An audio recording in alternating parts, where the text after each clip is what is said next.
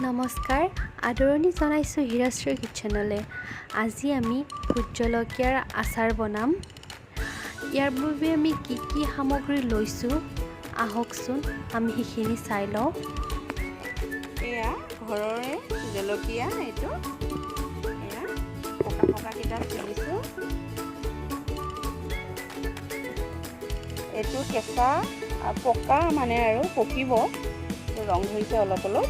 এইটো এয়া গোটেইখিনি এয়া মানে যিমান আছে ছিগি আনি এইখিনি কৰিছোঁ। এইখিনি মানে মই কালি পৰহিয়ে ছিগি থৈছিলোঁ, সেই গতিকে ৰঙা হৈ গৈছে। এইটো দেখিছেনে? এয়া কি ধুনীয়া ঘৰৰে জলকীয়া গছৰ। এইখিনি মই ধুনীয়াকৈ খৰাহিটোত ধুই পানীটো ভালকৈ যাব দিছোঁ। এতিয়া পানী আৰু ইয়াত নাই। এতিয়া মই এখন চুৰিৰ সহায়ত সৰু সৰুকৈ কাটি ল'ম। এনেকৈ কাটিব যাতে আপোনালোকৰ হাতত নলগাকৈ। এই ঠাৰিডালতে ধৰিব, ধৰি এনেকৈ সৰু সৰু এনেকৈ পিচ কৰিব।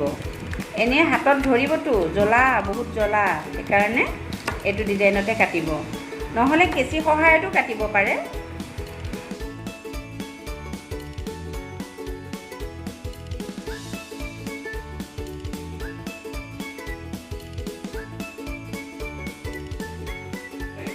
এতিয়া ইয়াতে মই অলপমান নিমখ 2 চামুচমান দিম।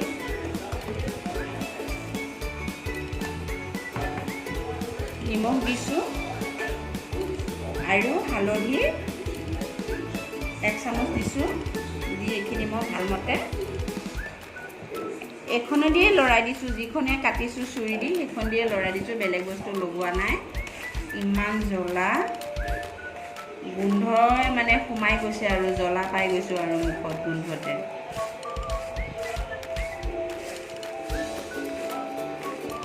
এইখিনি ধুনীয়াকৈ সানি লৈ এতিয়া মই ৰ'দত 1 ঘণ্টামান কাৰণে মানে ৰ'দত দি দিম। এতিয়া আমি মছলাখিনি তৈয়াৰ কৰি লওঁ। প্ৰথমতে এয়া 4-5 চামুচমান হ'ব এয়া সৰিয়হ দিছোঁ, ক'লা বগা মিক্স আছে। আৰু ইয়াতে আজেন আৰু চব গুটি আছে, 4 চামুচমান দি দিওঁ। এইখিনি এতিয়া অকণমান 1 মিনিট সময় ভাজিম। দেখিছে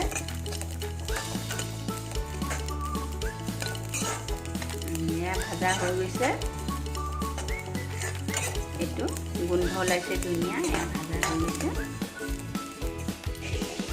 এয়া মই এইখিনি মিক্সি এটাত এইটো হাফ গুড়া কৰি লওঁ।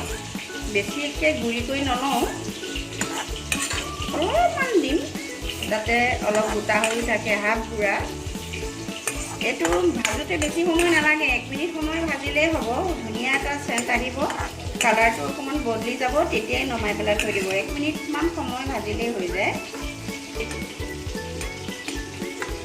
এতিয়া ঠাণ্ডা হোৱাৰ পাছত এয়া মিক্সিত ভৰাব। মোৰ এয়া ঠাণ্ডা হৈ গ'ল। এতিয়া মই মিক্সিটোত ভৰাইছোঁ।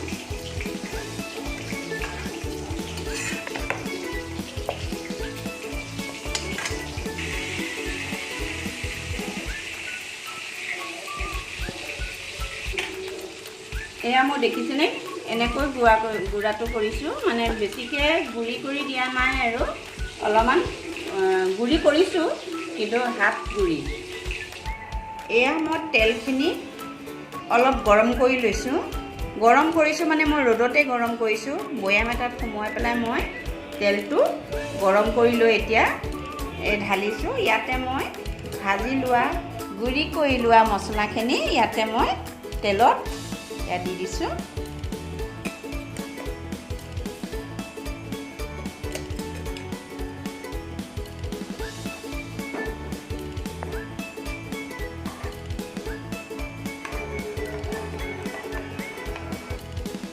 এতিয়া মই জলকীয়াখিনি 1 ঘণ্টা দিছোঁ ৰ'দত কাটি লোৱা। 1 ঘণ্টাৰ পাছত মই এয়া জলকীয়াখিনি মই ইয়াতে তেলত দি দিছোঁ।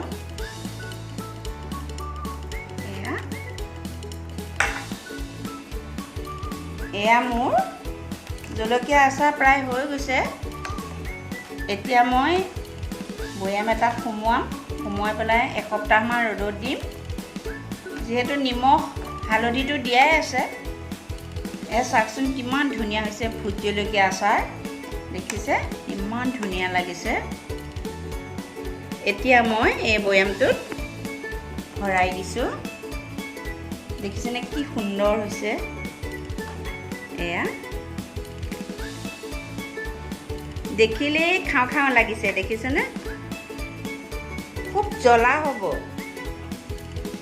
দেখিলেই মানে আৰু খাওঁ খাওঁ লাগিলে আৰু এসপ্তাহ পিছত খাব পাৰিমেই। আৰু ইচ্ছা কৰিলে এতিয়াও খাব পাৰিব আৰু লগে লগেও খাব পাৰিব। মই তথাপিতো এসপ্তাহ ৰ'দত দিম। এয়া আমাৰ ভোট জলকীয়াৰ আচাৰ হৈয়ে গ'ল। মোৰ খুবেই প্ৰিয়, খুবেই ভাল লাগে খাই। যোনে যোনে খাই পাইছে গমেই পাব কিমান টেষ্টি হয়। গোন্ধটোৱে কিবা বেলেগ। ইয়াৰে এইটো তেল লৈ আপুনি ভাতকেইটা কেনেকৈ যায় গমেই নাপাব। এনেকৈ ট্ৰাই কৰি চাব, আপোনালোকে আৰু বেলেগ আচাৰৰ কথা পাহৰিয়ে যাব। বহুতেই টেষ্টি হয়, সঁচাকৈয়ে বহুত টেষ্টি হয়, বহুত ভাল লাগে, মোৰ প্ৰিয়। সেইকাৰণে ৰেচিপিটো আপোনালোকৰ আগত শ্বেয়াৰ কৰিলোঁ। ভিডিঅ'টো চাই ভাল পালে লাইক এটা কৰিব আৰু ৰেচিপিটো কেনেকুৱা পালে আমাক কমেণ্ট কৰি জনাব। আৰু লগতে ভিডিঅ'টো বন্ধু বান্ধৱীৰ লগত শ্বেয়াৰ কৰিব। মোৰ চেনেলত নতুন আহিছে যদি চেনেলটো ছাবস্ক্ৰাইব কৰি দিব আৰু কাষত থকা বেল আইকনটো টিপি দিব, যাতে আগলৈ আমি যি ৰেচিপি দিওঁ তাৰ ন'টিফিকেশ্যন আপোনালোকলৈ পোনপ্ৰথমে যাব পাৰে। ধন্যবাদ।